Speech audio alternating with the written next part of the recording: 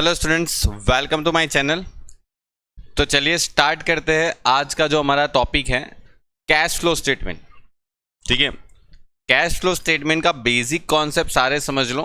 ठीक है, और जो फंड फ्लो स्टेटमेंट में आपने समझा है ना, फंड फ्लो स्टेटमेंट में आपने जितने अकाउंट्स बनाए ना, वही सारे अकाउंट आपको कैश फ्लो स्टेटमेंट में बनाने। ठीक है, जैसे आप मशीनरी अकाउंट बनाते थे, ठीक है, इन्वेस्टमेंट अकाउंट बनाते थे, ये सब कुछ वही रहेगा। चेंज क्या होने वाला है, तो सिर्फ आप फंड फ्लो के जगह पर कैश फ्लो स्टेटमेंट बनाओगे।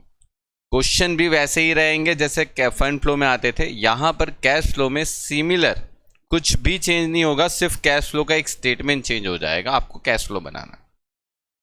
कैश फ्लो स्टेटमेंट के लिए देखो, आपको एक जानना जरूरी, कैश फ्लो स्टेटमेंट जो है वो किसको फॉलो करता है। तो कैश मतलब बिजनेस में कैश लिक्विडिटी, मतलब देखो कैश कहाँ से आ रहा है, कौन से एक्टिविटी से कैश आ रहा है और कौन सी एक्टिविटी से कैश जा रहा है, वो हमें देखना है। ठीक है, हमारे बिजनेस के अंदर कैश कौन सी एक्टिविटी से आता है और कौन सी एक्टिविटी से जाता है, वो आपको यहाँ पर कैश फ्लो स्टेटमेंट के अंदर देखना है। अब कैश फ्लो स्टेटमेंट के अंदर कितने टाइप्स की एक्टिविटी होती है, तो देखो सबसे पहली एक्टिविटी होती है cash flow from operating activity.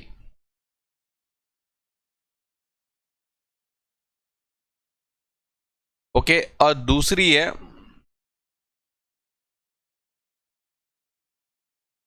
Cash flow from investment activity.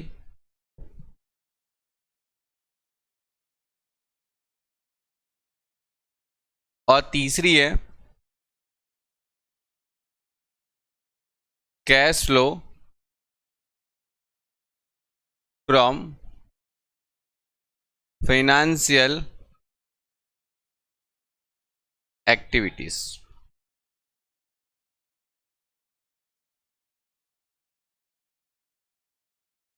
Okay, complete. Okay, तो ये आपकी तीन एक्टिविटी होती है।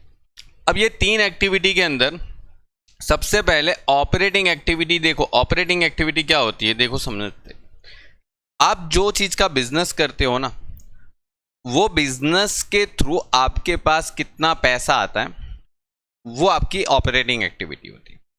आपको पता है कोई भी बिजनेस में ये तीन एक्टिविटी से पैसा आता है: ऑपरेटिंग एक्टिविटी, इन्वेस्टमेंट एक्टिविटी और फाइनेंशियल एक्टिविटी। इन्वेस्टमेंट एक्टिविटी और फाइनेंशियल एक्टिविटी, ये तीन एक्टिविटी के थ्रू हमारे बिजनेस के अंदर पैसे की सर्कुलेशन होती है। जो मनी है, जो आपके पास बिजनेस करने से जो पैसा आता है जाता है, वो ये तीन एक्टिविटी के अंदर ही आ जाता है सब कुछ। ऑपरेटिंग एक्टिविटी लाइक मतलब कि क्या, अगर जिस चीज़ का बिजनेस कर रहे हैं, जैसे कि समझो कि मेरा एक कंपनी है और वो कंपनी है 4 व्हीलर बना के मैं बेच रहा हूँ। ठीक है, मतलब मैन्युफैक्चरिंग है मोटर्स का।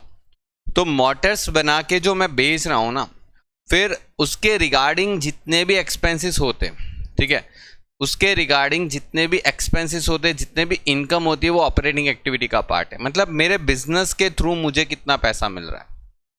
ठीक है, अब उसमें क्या करना है, तो देखो आपको यहां पर ये देखना है कि नेट प्रॉफिट सबसे पहले बिजनेस का कितना हो गया। मतलब यहां पर सबसे पहले नेट प्रॉफिट देखना है कि आपको यहां पर सबसे पहले इसका जरूरत पड़ेगा, नेट प्रॉफिट निकालो। अब नेट प्रॉफिट के अंदर आपको ऐड करना है। क्या ऐड करना है, ये मोस्ट इंपॉर्टेंट है, मोस्ट इंपॉर्टेंट है। सबसे पहले आपको ऐसे एक्सपेंसेस ऐड करने हैं जो नॉन कैश एक्सपेंसेस है, मतलब नॉन कैश एक्सपेंसेस। मतलब आप प्रॉफिट लॉस अकाउंट तो बना चुके होगे ना, मतलब 3rd ईयर में पढ़ रहे हो तो आपने प्रॉफिट लॉस अकाउंट तो आप सबने बनाया होगा। तो प्रॉफिट लॉस अकाउंट के अंदर अगर आप देखो तो आप इतने सारे एक्सपेंसेस को डेबिट करते थे जिसके कारण कोई कैश जाता भी नहीं था। मतलब ऐसा एक्सपेंसेस जिसके कारण कोई भी कैश नहीं जाता था। लाइक कौन सा, तो बोलेंगे डेप्रिशिएशन। आपको पता है डेप्रिसिएशन का हम किसी को पेमेंट नहीं करते, करते हैं क्या? नहीं ना, फिर भी हम उसको एक्सपेंस के तौर पे रिकॉर्ड करते। तो यहाँ पर ऑपरेटिंग एक्टिविटी में वो चीज़ ऐड हो जाएगा डेप्रिसिएशन, क्योंकि हम उसका पेमेंट नहीं कर रहे, हम उसका पेमेंट थोड़ी कर रहे, हम तो सिर्फ एज ए एक्सपेंस रिकॉर्ड करते हैं प्रॉफिट लॉस अकाउंट की डेबिट साइड, लेकिन हम इसका एंट्री नहीं कर, मतलब इसके कारण हमारा पैसा जो है वो जाता नहीं, हम किसी को एक्सपेंस पे नहीं करते ये डेप्रिसिएशन का। ठीक है, फिर ऐसे एक्सपेंसेस जो है जैसे कि लाइक मैंने ये बता दिया, नॉन कैश एक्सपेंस में जनरली कौन हो जाता है, तो डेप्रिसिएशन। ओके, डेप्रिसिएशन जो है वो एक नॉन कैश आइटम्स में आता है। फिर आपको एक ऐसे लॉसेस को यहां पर ऐड लेस करना है, जैसे कि देखो समझो कि loss on sales of assets, कोई भी एसेट बेचने पे जो लॉस होता है ना, वो आप यहां पर ऐड कर दोगे, ध्यान रखना, क्योंकि लॉस एसेट बेचने पे जो लॉस होता है ना वो आपका नॉन कैश आइटम्स होता है, इसीलिए हम इसको यहां पर ऐड कर देंगे। ठीक, कोई भी एसेट बेचो और उसके कारण लॉस होता है, एसेट बेचने से होने वाला लॉस, ध्यान रखना, एसेट को बेचने से होने वाला लॉस। ठीक है, फिर आपको यहां पर कोई भी ऐसी अमाउंट जो हम जनरल रिजर्व या तो कोई भी रिजर्व के अंदर हम ट्रांसफर करते, मतलब यहां पर ट्रांसफर टू जनरल रिजर्व, हम कोई ऐसी अमाउंट जो जनरल रिजर्व में ट्रांसफर कर रहे हो, ठीक है, transfer to capital reserve, capital reserve में कुछ भी अमाउंट हम ट्रांसफर कर रहे हैं, ठीक है, या तो प्रेफरेंस शेयर रिडेम्पशन करते हैं ना, प्रेफरेंस शेयर को वापस करने के लिए हमें एक रिजर्व क्रिएट करना पड़ता है जिसका नाम है कैपिटल रिडक्शन रिजर्व। ये सब रिजर्व है, और ये सब रिजर्व के कारण हमारा कैश कम नहीं होता। ये प्रॉफिट लॉस अकाउंट में ये सारे एक्सपेंसेस डेबिट जरूर होते हैं, लेकिन ये डेबिट होना मतलब कि यहाँ पर ऐसे एक्सपेंसेस है जिसके कारण हमारा कैश खर्च नहीं होता, तो ऐसे एक्सपेंसेस को ऐड कर देंगे। ठीक है, ये आ गया depreciation, loss on sales of asset, transfer of capital reserve, general reserve, capital reduction reserve, ये सब कुछ यहाँ पर आप लिख दोगे। फिर आपने कोई ऐसे एक्सपेंसेस को राइट ऑफ किया लाइक प्रिलिमिनरी एक्सपेंसेस, फिर आपने गुडविल राइट ऑफ किया, तो ये जो गुडविल राइट ऑफ करते हो प्रॉफिट लॉस अकाउंट में डेबिट जरूर करते हो, लेकिन ये कोई एक ऐसा खर्चा नहीं है जिसके कारण आपका कैश जाता है, आपके अकाउंट्स में से कैश कम नहीं होता इसके कारण। जैसे कि लाइक यहां पर गुडविल, ओके, यहां पर लिख देंगे गुडविल राइट ऑफ।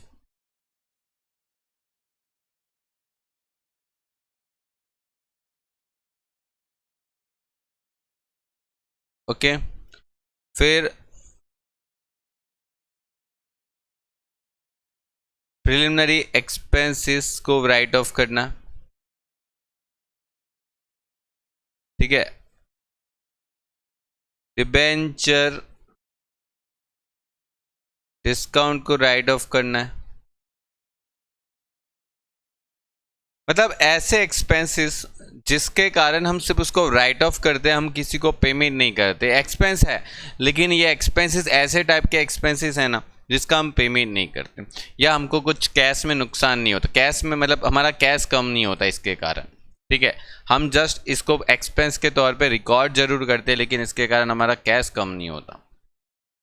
फिर एक दूसरी चीज़ है यहाँ पर कि कोई ऐसी अमाउंट, ठीक है, यहाँ पर कोई ऐसी अमाउंट है जो हम प्रोविज़न कर रहे हैं, ठीक है, जैसे कि लॉन्ग टर्म पर्पस के लिए प्रोविज़न कर रहे हैं, अभी नहीं, मतलब इस साल वो पैसा हम पे नहीं कर रहे हैं लेकिन हम उसका प्रोविज़न कर रहे हैं। जैसे यहाँ पर प्रोविज़न फॉर टैक्स आएगा, अगर प्रोविज़न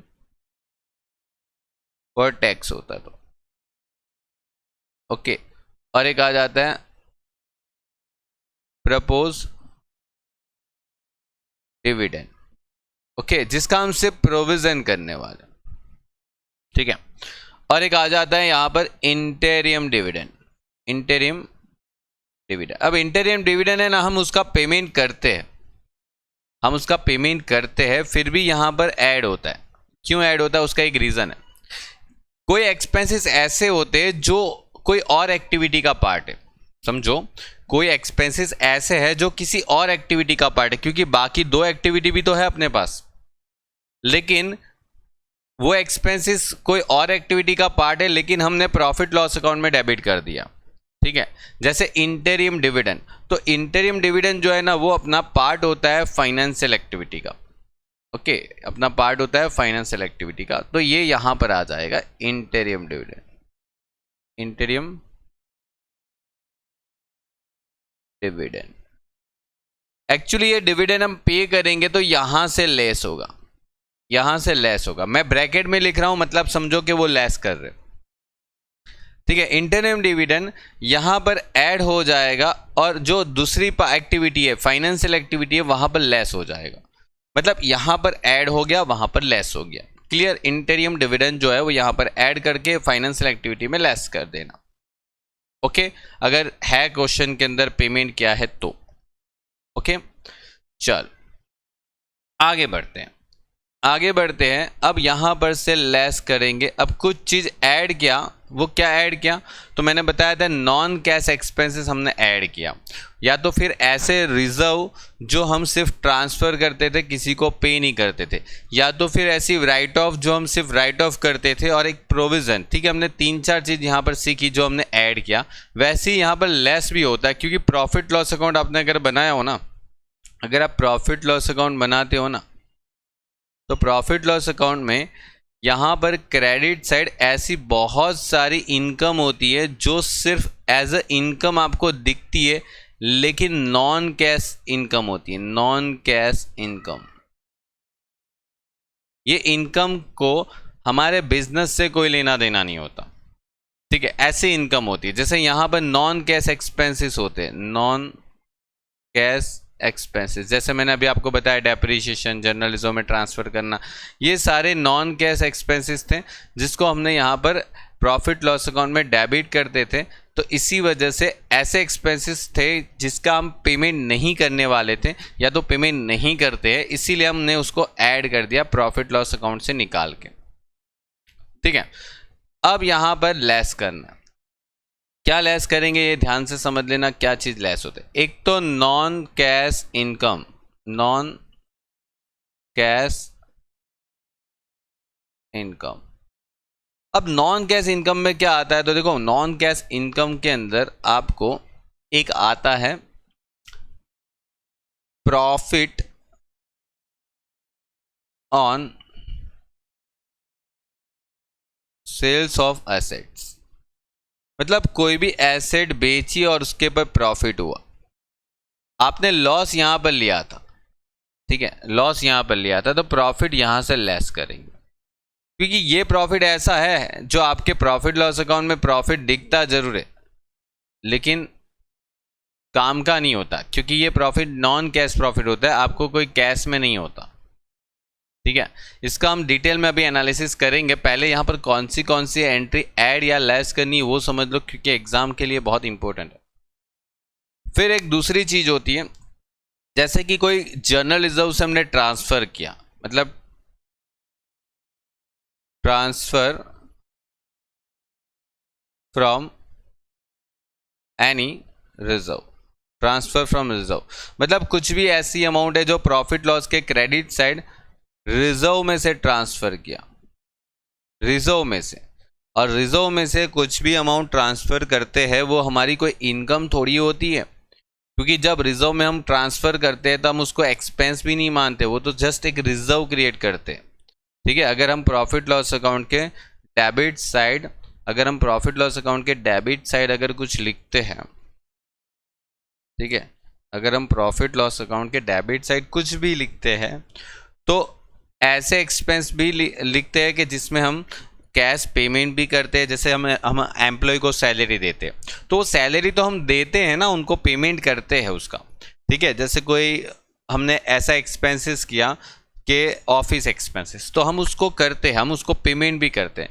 डेप्रिसिएशन का किसी को पेमेंट करते हैं क्या? नहीं। अगर कोई जर्नलिज्म में हम पैसे ट्रांसफ़र करते हैं और उसके एंट्री पीएनएल अकाउंट में डेबिट साइड लिखते हैं तो क्या वो एक्सपेंसेस होता है क्या? नहीं। मतलब इस तरीके के ऐसे एक्सपेंसेस जिसका कोई कैश में फ़र्क नहीं पड़ता उसको ऐड कर लो, और ऐसे इनकम जो कैश में फ़र्क नहीं पड़ता उसको हम लेस कर देंगे। ठीक है, तो इतना चीज़ पहले याद रख लो। ओके, इतनी चीज़ पहले याद रख लो। और यहाँ पर इसका ऐड लेस करने से जो भी आपको आंसर मिलने वाला है उसको बोलते हैं adjusted profit.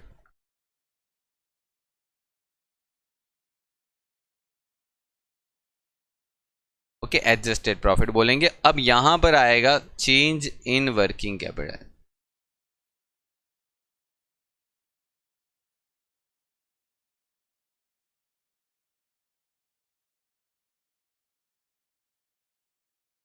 Okay, working capital में जो चेंज होता है ना वो आपको यहां पर देखना। अब वर्किंग कैपिटल में क्या चेंज, तो देखो वर्किंग कैपिटल का मतलब क्या होता है। वर्किंग कैपिटल का मतलब क्या होता है? पहली बात तो वर्किंग कैपिटल का मतलब क्या होता है? Current assets minus current liabilities. ठीक है, इसका मतलब होता है वर्किंग कैपिटल। अब हम यहाँ पर चेंज इन वर्किंग कैपिटल करने वाले हैं। देखो चेंज इन वर्किंग कैपिटल में क्या करना है, तो यहाँ पर सबसे पहले या तो देखो वर्किंग कैपिटल के अंदर दो चीज होती है, एक तो करंट एसेट होती है, एक तो करंट लायबिलिटी। तो देखो करंट एसेट जो है ना, करंट एसेट्स वो दो चीज हो सकती है उसमें, या तो वो इंक्रीज होती है या तो वो डिक्रीज होती है। और करंट लायबिलिटीज में भी दो चीज हो सकती है, या तो वो इंक्रीज हो सकती है या तो वो डिक्रीज हो सकती है। अगर करंट एसेट इंक्रीज होती है ना तो उसको हमें लेस कर देना है कैश फ्लो से, और अगर डिक्रीज होती है तो ऐड कर देना है कैश फ्लो में। और यहां पर ये ऐड कर देना है और ये लेस कर देना। ठीक है, ये चीज याद रखना, एग्जाम के एमसीक्यू के अंदर पूछे जाते ये टॉपिक को, जो यहां पर ऐड लेस बताया वो। मतलब देखो मैं यहां पर लिखता हूं increase in current assets. Okay, मैं यहां पर लिख देता हूं increase in current asset.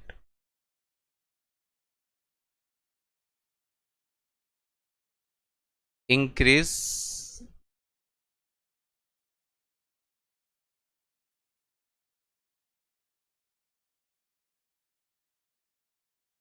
Decrease, increase decrease. अगर इंक्रीज होता है करंट एसेट में, इंक्रीज इन करंट एसेट्स, या तो मैं शॉर्ट में लिख देता हूं करंट एसेट को, ठीक है, क्योंकि वह current assets, decrease in current assets, in current liabilities, current liabilities. तो ये जो है ना यहां पर जो भी अमाउंट आएगी वो लेस करना है, ये ऐड करना है, ये ऐड करना है और ये लेस करना। ठीक है, अब इसको अगर हम ऐड लेस कर देते हैं ऊपर के साइड, ठीक है, तो हमें यहां पर मिल जाएगा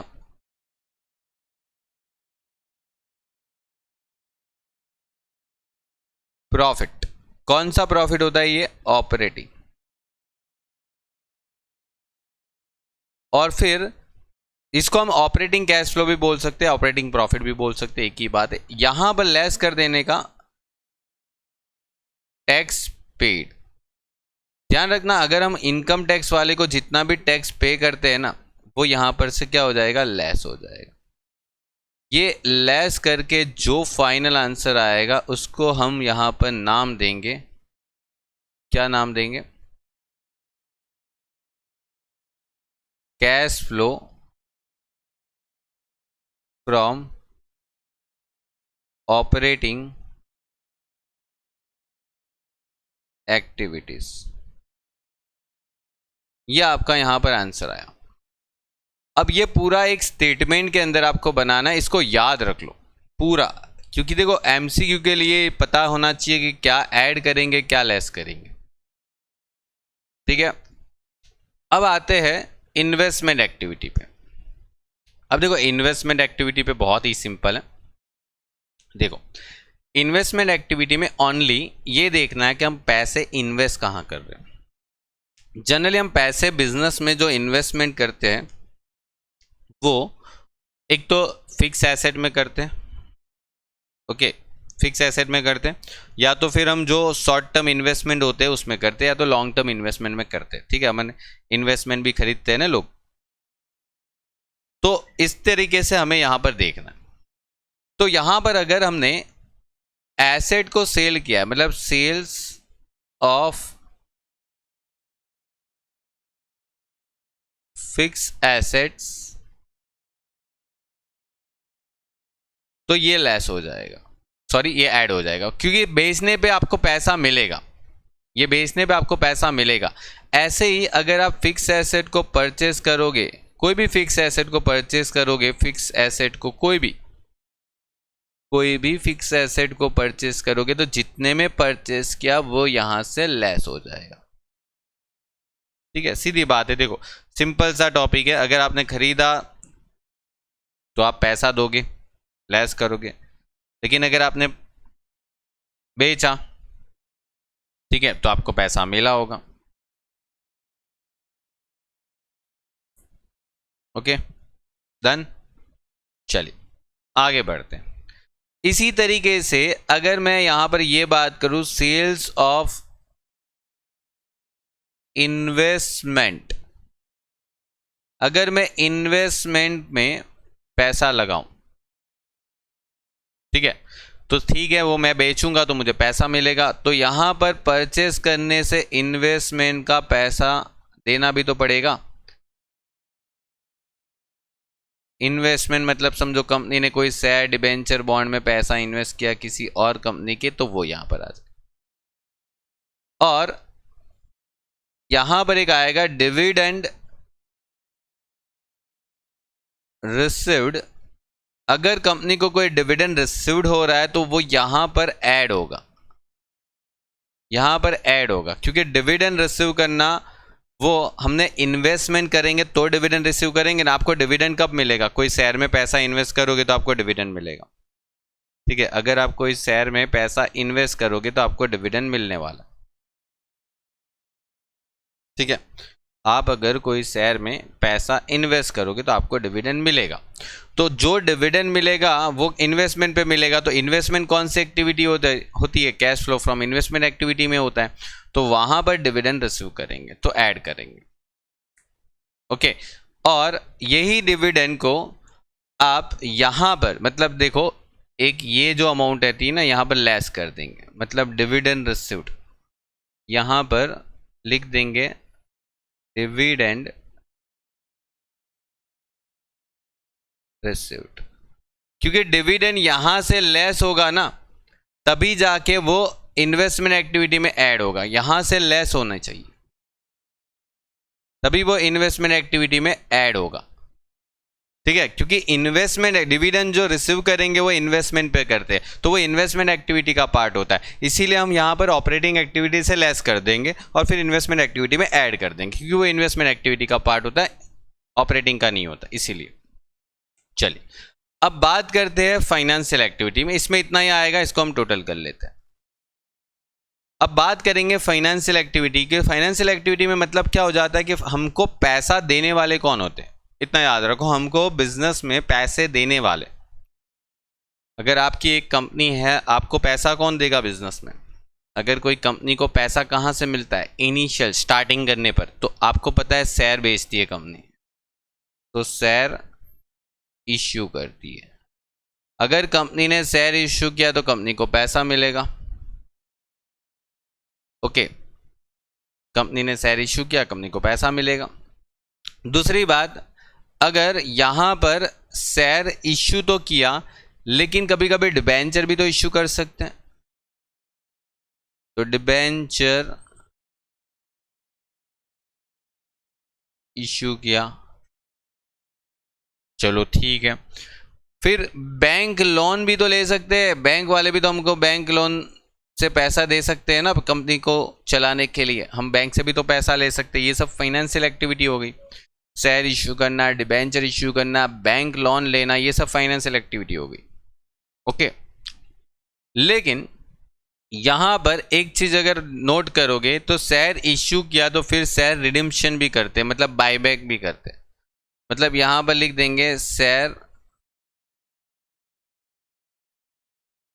रिडेम्पशन। रिडेम्पशन का मतलब हो जाता है हमने शेयर इश्यू किया तो शेयर के पैसे लेंगे, तो शेयर वापस भी तो कर सकते हैं कि भाई हमें अभी हमारे शेयर रिडीम करने, रिडेम्पशन करने, वापस करने आपको, तो उसका पैसा जाएगा। वैसे डिबेंचर भी तो वापस करेंगे, तो डिबेंचर रिडेम्पशन कितना जाएगा वो आपको क्वेश्चन के अंदर बोल देंगे, कितना डिबेंचर रिडेम्पशन किया। दूसरा, बैंक लोन भी तो रिटर्न करेंगे, बैंक लोन पेड करेंगे तो वो भी तो पैसा जाएगा। ठीक है। एक दूसरी चीज होती है, कंपनी अपने शेयर पर डिविडेंड भी तो देगी। आप शेयर इश्यू करोगे तो डिविडेंड दे देंगे ना, तो डिविडेंड पेड वो यहां पर आ जाएगा। और डिविडेंड पे करेंगे तो वो माइनस होता है, क्योंकि देखो पे करने से तो पैसा जाएगा, अपने पास मिलेगा थोड़ी पैसा। ठीक है, पेड करने से पैसा अपने पास से जाएगा। और ये जो एक्टिविटी होती है वो हम यहाँ पर टोटल कर लेंगे, इसको बोलेंगे फाइनेंशियल एक्टिविटी। ओके। और हाँ, एक यहाँ पर बैंक लोन होता है, तो बैंक लोन का इंटरेस्ट पे भी करेंगे। बैंक लोन का जो इंटरेस्ट होता है वो यहाँ पर पे करेंगे, इंटरेस्ट पेड, वो भी आ सकता है यहाँ पर। ठीक है, मतलब देखो डिविडेंड अगर रिसीव्ड होता है तो वो इन्वेस्टमेंट पे होता है, तो इन्वेस्टमेंट एक्टिविटी का पार्ट है। और डिविडेंड अगर हम पे करेंगे तो वो फाइनेंशियल एक्टिविटी का पार्ट है, फाइनेंशियल एक्टिविटी में जाएगा। ठीक है, तो ये देखो इतना आपको काम करना। ठीक है, तो ये आपको पूरा स्टेटमेंट कैश फ्लो का ईच एंड एवरीथिंग, सारी एंट्रियां कैश फ्लो स्टेटमेंट के अंदर आती है, वो सारी मैंने करवा दी। अब आपको कैश फ्लो स्टेटमेंट आपको वर्टिकल बनाना है। ठीक है, मतलब सीधा। ठीक है, वो कैसे बनाना वो मैं आपको यहाँ पर बता देता हूँ। देखो जितना भी हमने किया ना, जैसे आपने कैश फ्लो स्टेटमेंट के ऊपर 3 एक्टिविटी की है, कैश फ्लो स्टेटमेंट, उसमें सबसे पहले आपका जो स्टेटमेंट है वो आएगा cash flow from operating activities. मतलब आपने ऑपरेटिंग एक्टिविटी में जितना भी लिखा है ना वो यहां पर एज इट इज प्रिंट करते जाओ, सब कुछ लिखते जाओ जितना आता है। फिर दूसरा आप उसमें ऐड करोगे, मतलब देखो ऑपरेटिंग एक्टिविटी में जितना भी आता है उसका नेट रिजल्ट आप यहां पर बता दोगे ऐसे। फिर आ जाएगा cash flow from investment activities, तो उसका रिजल्ट भी हम ऐड लेस करके बता देंगे। और फिर तीसरा रिजल्ट आएगा cash flow from financial activities.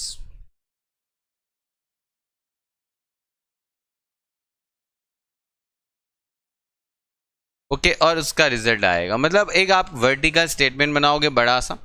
ठीक है, और इसको हम टोटल कर लेंगे तो यहां पर आपके पास जो आएगा वो टोटल कैश इनफ्लो या तो टोटल कैश आउटफ्लो आएगा। देखो हो सकता है यहां पर कोई भी आंसर नेगेटिव में भी आए, तो जो नेगेटिव में आए उसको नेगेटिव रहने दो, जो पॉजिटिव में आए उसको पॉजिटिव रहने दो। ठीक है, कोई प्रॉब्लम नहीं है इससे। अब अगर यहां पर अगर नेट रिजल्ट आपका पॉजिटिव आया तो आप लिख लोगे कैश इनफ्लो। ओके, या तो फिर कैश आउटफ्लो, ठीक है। ये आपका कैश इनफ्लो हो सकता है या तो कैश आउटफ्लो हो सकता है। अगर माइनस में आया तो आउटफ्लो होगा, प्लस में आया तो इनफ्लो हो सकता है। और यहां पर आपने ऐड करना है, ध्यान से, ओपनिंग बैलेंस ऑफ कैश या तो बैंक। आपके कैश बैंक का जो ओपनिंग बैलेंस है वो यहां पर आप लिख दोगे। कैश एंड बैंक का जो ओपनिंग बैलेंस है वो यहां पर लिख दोगे।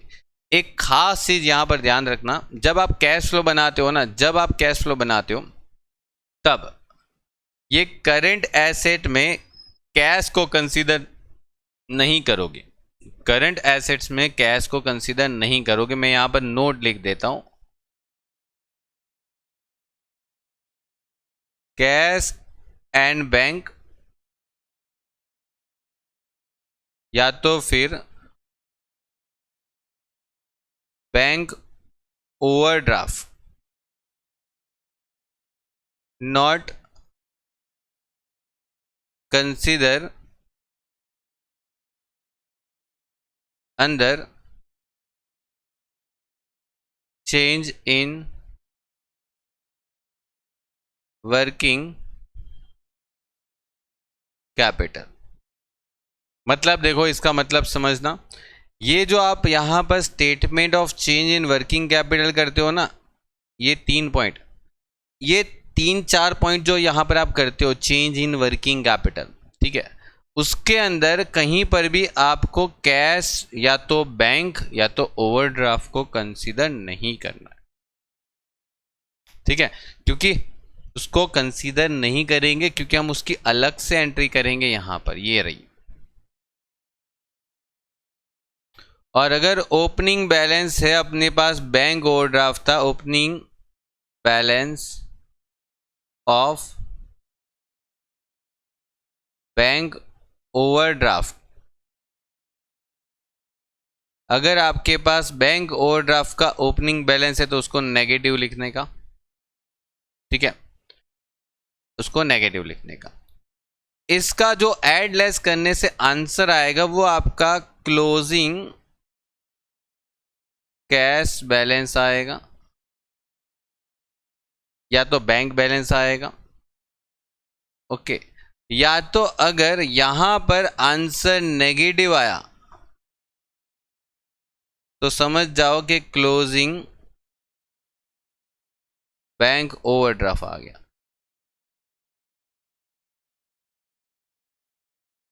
समझे बात को, दोनों में से कोई एक होगा, दोनों एक साथ तो लगभग ही कोई क्वेश्चन के अंदर होते हैं, ठीक है। मोस्टली क्वेश्चन के अंदर कैश या तो बीओडी में से कोई एक रहता है, ठीक है, जो भी है, लेकिन मैंने आपको यहां पर दोनों बता दिए। ये इस तरीके से आपको कैश फ्लो बनाएंगे। अब यहां पर जितनी 3 एक्टिविटी है ना, उसके अंदर सब कुछ जो हमने एक्टिविटी में लिखा था ना, जितना भी अभी हमने ऊपर एक्टिविटी में लिखा, वो सब एंट्रियां इसके अंदर होती है, ठीक है, सारी की सारी एंट्रियां इसके अंदर होती है, ओके। अब इसके आगे मैं आपको बताता हूं आपको करना क्या होता है। ये एक स्टेटमेंट पहला बनाना है, फिर आपको अलग अलग अकाउंट्स बनाने, मतलब नोट बनानी है, समझो। जैसे आपको जितने भी अकाउंट्स रिक्वायरमेंट है, जो हमने फंड फ्लो के अंदर अकाउंट्स बहुत सारे बनाते हैं, उसके अंदर जितने भी अकाउंट्स रिक्वायरमेंट है वो सारे के सारे बनाने। जैसे अगर आपको बनाने होते इन्वेस्टमेंट अकाउंट, तो इन्वेस्टमेंट अकाउंट के अंदर कुछ भी एडजस्टमेंट है तो ये बनाना पड़ेगा। फिर अगर आपने कोई एसेट बेची है, ठीक है, जैसे मशीनरी, तो मशीनरी में अगर कुछ भी आपने बेचा या खरीदा तो बनाना पड़ेगा इसका अकाउंट्स। अगर आपका डेप्रीशिएशन फंड है,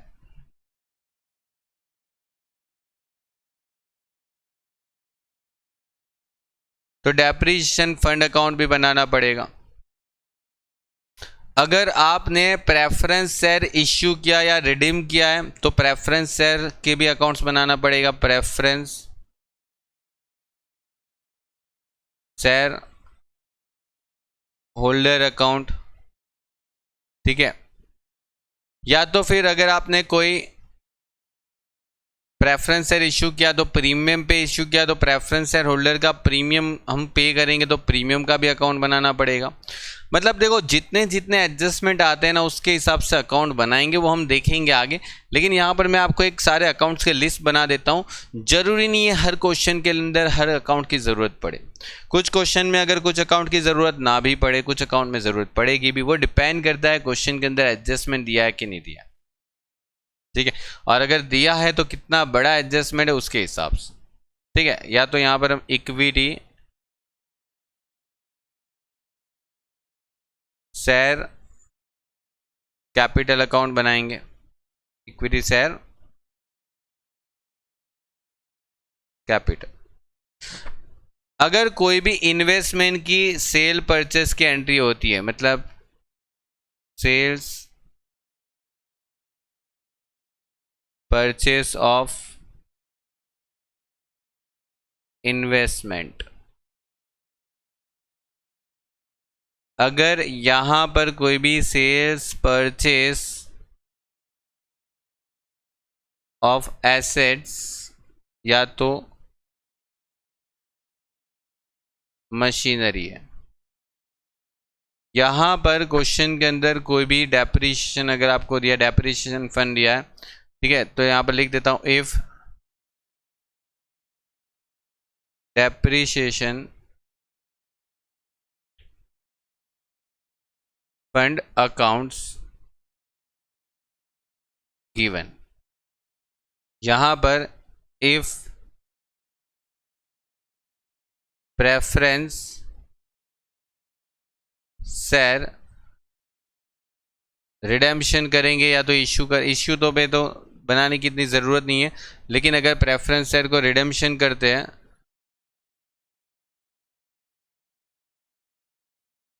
तो बनाना पड़ेगा।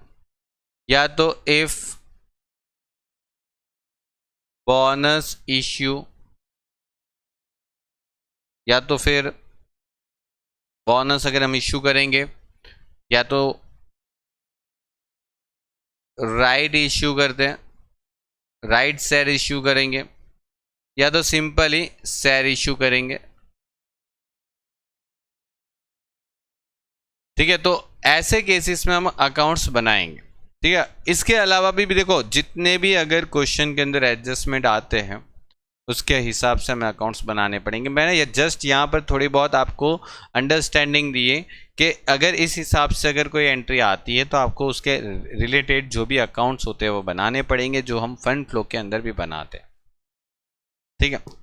अब देखेंगे हम इसके क्वेश्चन को, ठीक है, तब जाके मालूम पड़ेगा कि किस तरीके से इसको सॉल्व करना। ओके चलिए, तो इतना समझ के रखिए, इतना लिख के रखिए। ये आपको एमसीक्यू के अंदर भी बहुत इंपॉर्टेंटली पूछ सकते हैं, मतलब यहाँ पर आपको पूछ सकते हैं कि ये एंट्री कौन से एक्टिविटी के अंदर जाती है, ठीक है। या तो पूछ सकते हैं कि which of the following is not investment activity, ऐसे मतलब पूछ सकते हैं आपको, ठीक है। चलिए तो फिर मिलते हैं नेक्स्ट लेक्चर के अंदर। Goodbye and take care.